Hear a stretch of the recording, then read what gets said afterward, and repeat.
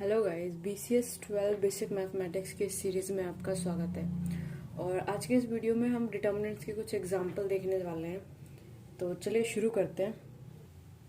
तो ये हमारा पहला एग्जांपल है। अब इस एग्जांपल में हमें करना क्या है, इसमें दो साइड आप देख सकते हो, एक लेफ्ट हैंड साइड है और एक राइट हैंड साइड है।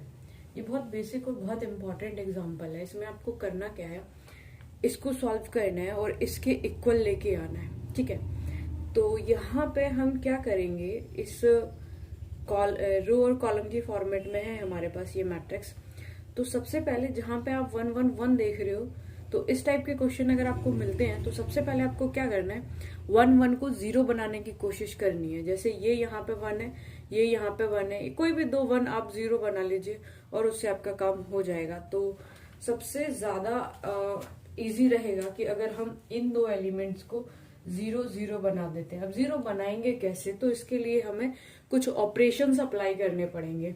जैसे ये हमारे पास R2 है, ये R3 है और ये R1 है। तो सबसे पहले हम R2 पे अप्लाई करेंगे। तो आप यहां पे लिख सकते हो बाय अप्लाइंग R2। जब भी R2 पे अप्लाई करेंगे तो आपको इसी तरीके से लिखना है। R2 पे आप अप्लाई कर रहे हो, तो R2 पे अप्लाई कर रहे हो तो सबसे पहले यहाँ पे R2 ही आना चाहिए। तो यहाँ मैंने लिख दिया R2। अब अगर सपोज करो इसमें से मैं इसको माइनस कर देती हूँ, तो यहाँ पे हमारा 0 बन जाएगा, क्योंकि 1 - 1 बिकम 0। तो यही हमें करना है। तो R2 में से हम क्या करेंगे, R1 को माइनस कर देंगे। अब एक चीज हमें याद रखनी है कि R2 ये पूरा रो है, रो 2। ठीक है, तो रो 2 के सारे एलिमेंट रो 1 से यहाँ पे माइनस किए जाएंगे। तो देखिए एक एक करके हम माइनस करते हैं। तो सबसे पहले R1 पे तो कोई चेंज नहीं किया है, तो R1 को हम एज इट इज लिख लेते हैं। और इसी तरीके से हमने R3 पे भी कोई चेंज नहीं किया है, तो R3 को भी एज इट इज लिख लेते हैं। ठीक है, चलिए अब इसमें से अगर हम इसको माइनस करते हैं तो 1 - 1 बिकम 0। यहाँ पे क्या आ जाएगा, V - A। तो यहाँ हम एज इट इज लिख लेंगे B - A, और यहाँ क्या आ जाएगा, B² - A²। ठीक है, अब इसी तरीके से हमें दो एलिमेंट 0 बनाने थे, तो एक एलिमेंट हमारा 0 बन गया है। अब इसको हमें 0 बनाना है, तो ये हमारे पास R3 के अंदर है। तो अगेन हम एक ऑपरेशन फिर से अप्लाई कर देंगे, अप्लाइंग R3। और अब क्या करेंगे, R3 में से R1 को माइनस कर देंगे। तो R3 - R1। अब ये वाली रो, पूरी रो इस रो से माइनस हो जाएगी।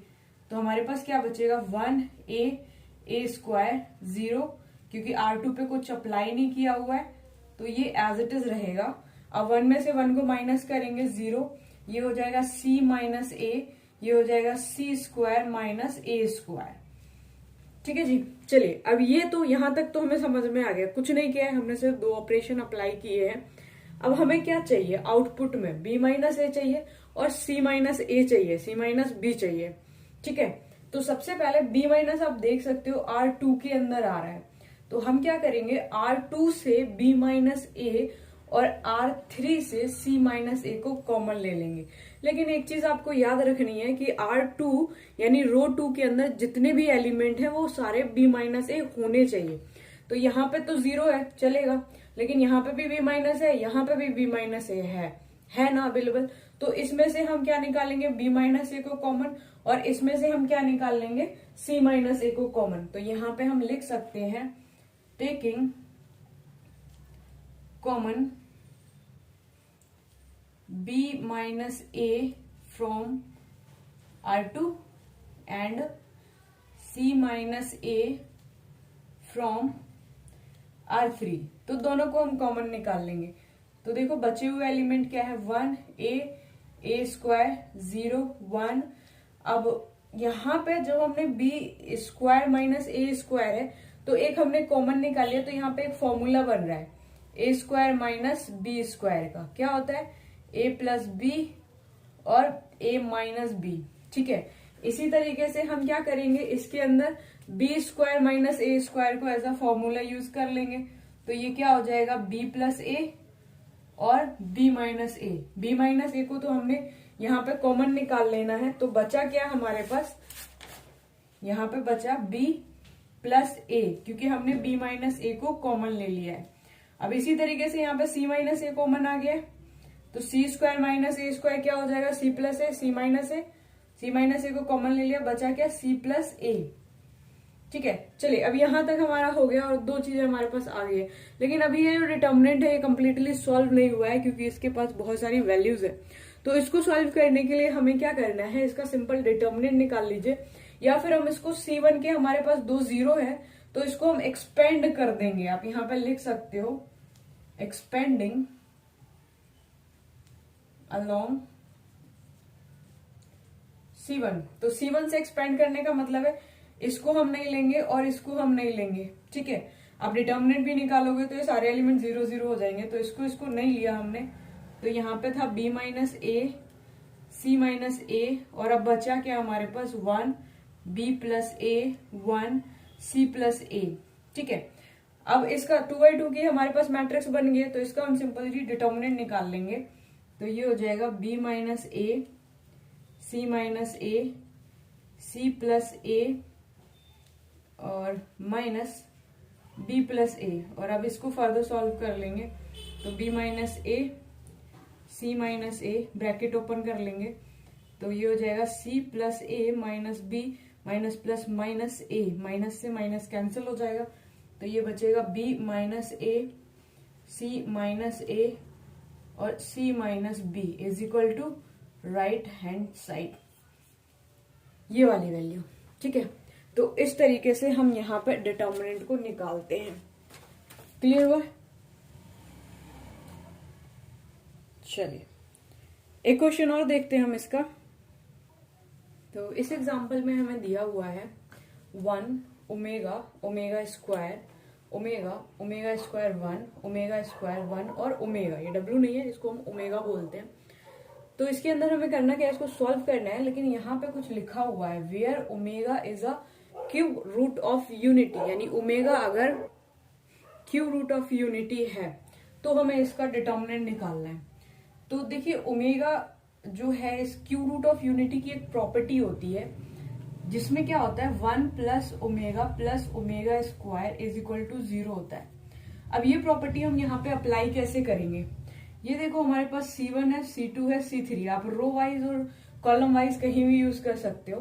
तो अगर मैं इसको ऐड कर दूं तो सारे कॉलम ऐड हो जाएंगे, तो ये प्रॉपर्टी शायद अप्लाई हो जाए। तो हम क्या करेंगे, बाय अप्लाइंग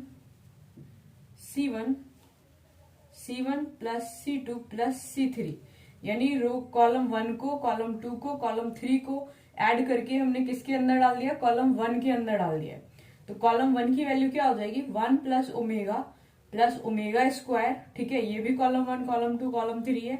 ओमेगा स्क्वायर 1, ये हो जाएगा omega square plus 1 plus omega. अब C2 पे कुछ अप्लाई नहीं किया है, तो C2 की वैल्यू यहाँ पे सेम रहेगी, ओमेगा स्क्वायर 1 और ओमेगा। ठीक है, अब इस प्रॉपर्टी को अगर हम अप्लाई कर रहे हैं तो इस प्रॉपर्टी के अकॉर्डिंगली यहाँ पे सारी वैल्यूज क्या हो जाएंगी, 0 0 0 हो जाएगी। तो ये भी 0 हो गया, ये भी 0 हो गया, ये भी 0 हो गया। Omega square 1, omega square 1 omega. अब देखिए यहाँ पे एक सिंपल सी प्रॉपर्टी अप्लाई हो रही है। जब हमने प्रॉपर्टीज पढ़ी थी डिटर्मिनेंट्स की, तो उसके अंदर मैंने आपको एक प्रॉपर्टी बताई थी जिसका नाम है ऑल जीरो प्रॉपर्टी। आप वीडियो अगर नहीं देखा है तो आप वीडियो देख लीजिए। By using all zero property. अब ऑल जीरो प्रॉपर्टी क्या कहते हैं कि अगर कोई भी एक पूरे कॉलम के सारे एलिमेंट 0 हो या किसी एक रो के सारे एलिमेंट 0 हो तो उसका डिटर्मिनेंट 0 होता है। ठीक है, तो यहां पे जो C1 है, C1 कंसिस्ट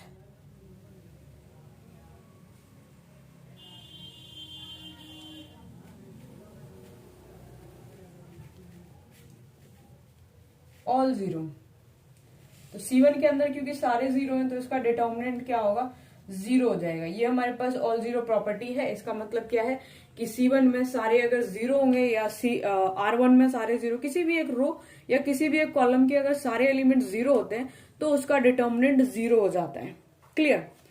चलिए अभी हम 2 ही एग्जाम्पल ले रहे हैं, नेक्स्ट वीडियो में कुछ और एग्जाम्पल देखेंगे ताकि आपको डिटर्मिनेंट का कॉन्सेप्ट बहुत अच्छे से समझ में आ जाए। अगर आपको वीडियो समझ में आ रहा है, ये सारे कॉन्सेप्ट समझ में आ रहे हैं, तो इस चैनल को आप सब्सक्राइब कीजिए, लाइक कीजिए, शेयर कीजिए अपने फ्रेंड्स के साथ। Thank you.